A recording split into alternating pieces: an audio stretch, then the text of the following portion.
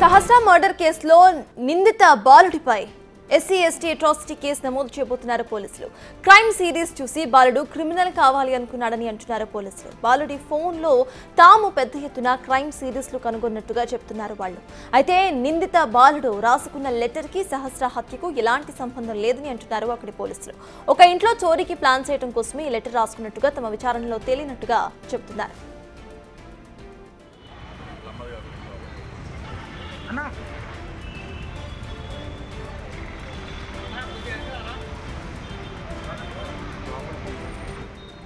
సహస్ర murder case మిస్టరీకు సంబంధించి నిందిత బాలుడిపై SC ST atrocity case నమోదు చేయబోతున్నారు పోలీసులు. క్రైమ్ సిరీస్ ను చూసి ఇన్ఫ్లుయెన్స్ అయినట్టుగా పోలీసులు చెప్తున్నారు.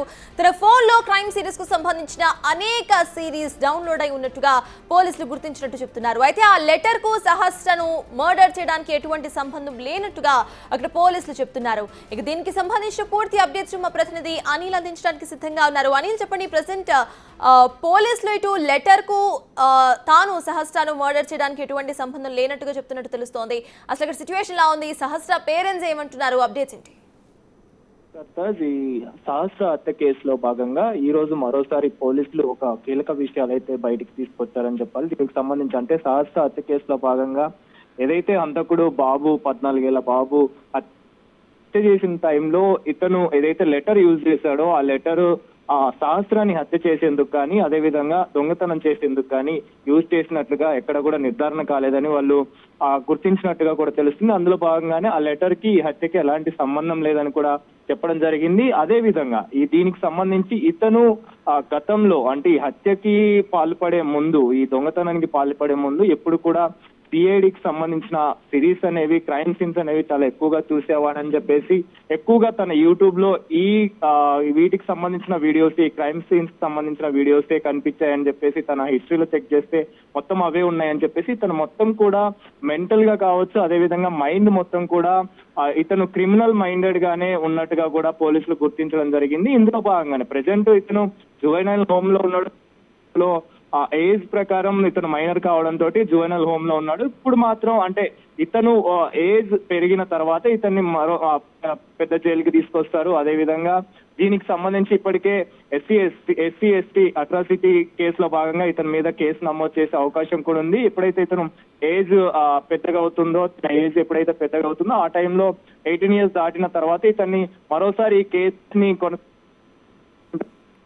ఇప్పటికే ఇతను ఈ సిఐడి వెబ్ సిరీస్ చూస్తూ, ఈ సిఐడి సిరీస్ మొత్తం క్రైమ్ సీన్స్ చూస్తూ ఈ విధంగా హత్యకు పాల్పడ్డాడు. కాబట్టి గతంలో అంటే ఈ సహస్రాన్ని ఎప్పుడైతే హత్య చేశాడో హత్యకి బిఫోర్ ఈ లెటర్ ని 1 month బిఫోరే వేరే చోరీ చేయడం కోసం, వేరే దొంగతనం చేయడం కోసం రాసుకున్నట్టుగా కూడా పోలీసులు గుర్తించారు. సో ఇందులో భాగంగానే ఈ హత్యకి అదే విధంగా ఈ లెటర్ కి ఎలాంటి సంబంధం లేదని పోలీసులు అయితే నిర్ధారించారు. నిర్ధారణలో భాగంగా ఇతను మొత్తం కూడా క్రిమినల్ మైండెడ్ కలిగిన వ్యక్తిగా ఉన్నాడని చెప్పేసి పోలీసులు గుర్తించడంతో ఇతని పైన ఎస్సీ ఎస్టీ అట్రాసిటీ కేసు కూడా నమోదు చేసే అవకాశం కనిపిస్తుంది. ప్రెసెంట్ ఇతను మైనర్ గా ఉన్నాడు కాబట్టి ప్రెసెంట్ జువెనల్ హోమ్ లో ఉంటాడు. ఆ తర్వాత ఈ కేసు కూడా కొనసాగే అవకాశం ఉంటుంది. ఈ అట్రాసిటీ కేసు నమోదు చేయాలంటే ఇతను ఏజ్ 18+ అవ్వాల్సి ఉంటుంది. కాబట్టి ఎప్పుడైతే ఇతను 18+ అవుతాడో ఆ తర్వాత తినకు సంబంధించి మరోసారి ఈ కేసుకు సంబంధించి విచారణ జరుగుతుంది. విచారణలో భాగంగా తిన మీద కనుక ఆ కేసుకు సంబంధించి నిందితుడని భావిస్తే ఖచ్చితంగా ఇతనికి మరోసారి జైలు శిక్ష ఉండే అవకాశం ఉంటుంది. దానికి సంబంధించిన కేసులో భాగంగా అతనికి శిక్ష అయితే ఖచ్చితంగా ఉండే అవకాశం ఉంటుంది. కాబట్టి ఇప్పటికే ఈ సహస్ర హత్య కేసు విషయంలో ఇతను హత్య చేయడానికి గల కారణం కావచ్చు, ఇతను ఏ విధంగా అయితే చేస్తారు తాజ్. ప్రెసెంట్ ఇందాక మీరు చెప్పినట్టు ప్రెసెంట్ ఆ బాలుడి స్టేజ్లో ఇటు జువైనల్ లాస్ అట్రాక్ట్ అవుతాయి. కాబట్టి దీనికి సంబంధించి అసలు సహస్ర పేరెంట్స్ ఏమంటున్నారు? వాళ్ళు ఆ అబ్బాయికి పడుతున్న ఆ శిక్షకు సంబంధించి అసలు వాళ్ళ సైడ్ ఆఫ్ వ్యూ ఎలా కనిపిస్తుంది?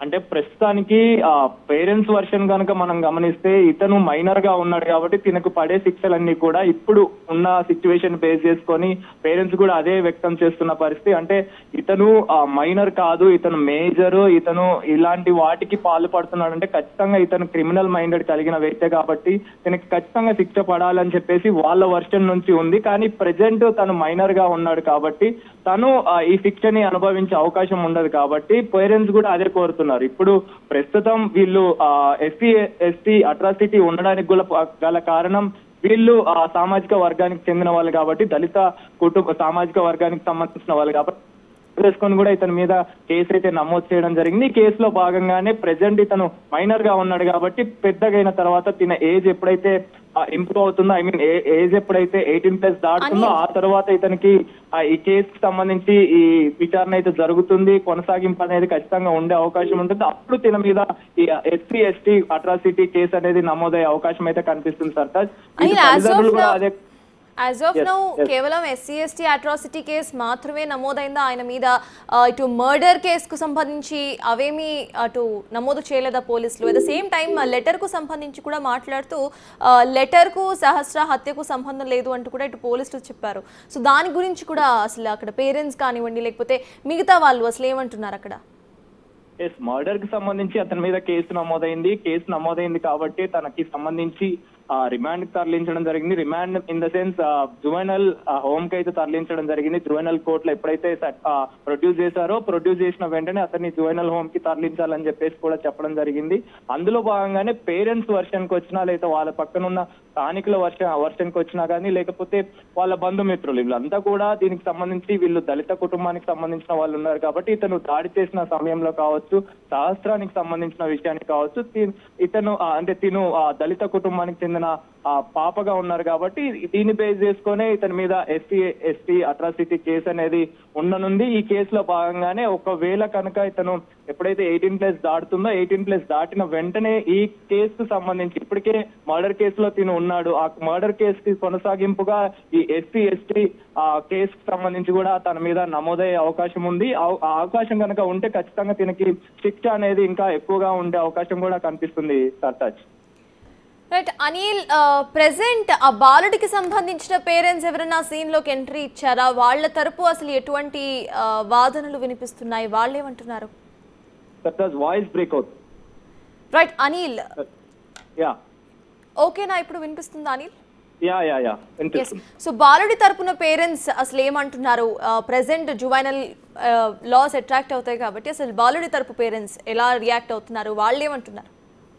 అంటే ఇప్పుడు ప్రెసెంట్ ఏదైతే పోలీసులు తెలిపిన వివరాల ప్రకారం అతను హత్యకు సంబంధించి కావచ్చు, అదే విధంగా ఈ కేసుకు సంబంధించి అంటే SC/ST అట్రాసిటీకి సంబంధించి కావచ్చు, ఈ వివరాలు ఒక్కసారిగా పోలీసులు తెలపడంతో తల్లిదండ్రులు కూడా ఒక రకంగా ఇప్పటి వరకు కూడా తన కూతుర్ని పోగొట్టుకున్నాము, అంటే తను మైనర్ కాదు మేజర్, అతను ఖచ్చితంగా ఈ క్రిమినల్ మైండ్ తోటే ఇవన్నీ కూడా వ్యవహరించాడని చెప్పేసి తనకి శిక్ష ఖచ్చితంగా పడాలని చెప్పేసి ఎప్పుడైతే వాళ్ళు కోరుకున్నారో అదే విధంగా ఈ రోజు పోలీసులు తెలిపిన వివరాల ప్రకారం తనకు సంబంధించి ఈ హత్యకు పాల్పడే టైంలో అతను ఏదైతే వ్యవహరించాడో తన ప్రవర్తన కావచ్చు, తన యొక్క బిహేవియర్ కావచ్చు, మొత్తం కూడా క్రిమినల్ మైండెడ్ కలిగిన వ్యక్తిగానే ఉన్నాడు. దానికి సంబంధించిన సీన్ ఆఫ్ యాక్షన్స్ కావచ్చు, ఇవన్నీ కూడా తను ముందుగానే ప్రిపేర్డ్ గా ఉన్నాడు కాబట్టి ఖచ్చితంగా ఇతనికి ఈ SC/ST అనే అట్రాసిటీ కేసుకు సంబంధించి వెంటనే పేరెంట్స్ కూడా తెలవడం, ఆ పేరెంట్స్ కూడా కొంచెం ఇప్పుడు సంతృప్తిగా ఉన్నట్టుగా కూడా మనకు తెలుస్తుంది. సంతోషం వ్యక్తం చేస్తున్న పరిస్థితి మనకు కనిపిస్తుంది. కానీ ఎప్పటికైనా తీరని లోటు కూతురు లేదు అన్న బాధ మాత్రం వాళ్ళకి ఖచ్చితంగా ఉంది. కానీ ఈ పాపని కోల్పోయామన్న బాధ మాత్రం వాళ్ళకు ఉంది. కానీ దానికి తగ్గ శిక్ష ఇతనికి కూడా పడాలి, ఖచ్చితంగా ఇతనికి కూడా కఠిన శిక్ష పడాలని చెప్పేసి వాళ్ళు కోరుకున్నారు. ఆ కోరుకున్న సమయంలోనే ప్రెసెంట్ పోలీసులు తెలిపిన వివరాల ప్రకారం ఇతనికి సంబంధించి ఇప్పుడు ప్రెసెంట్ ఇతను జువెనల్ హోమ్ లో ఉన్నాడు. జువెనల్ హోమ్ నుంచి తర్వాత తనకి ఎప్పుడైతే ఏజ్ ఇంక్రీజ్ అవుతుందో, 18+ అవుతుందో ఆ తర్వాత ఖచ్చితంగా ఈ SC/ST అట్రాసిటీ అనే కేసు దీనికి వర్తించిన తర్వాత దీనికి ఈ కేసు అనేది కొనసాగింపు ఉంటుంది. దీనికి సంబంధించిన శిక్ష కూడా తిను అనుభవించాల్సిన పరిస్థితి అయితే కనిపిస్తుంది. Sartaj. Right, thank you Anil.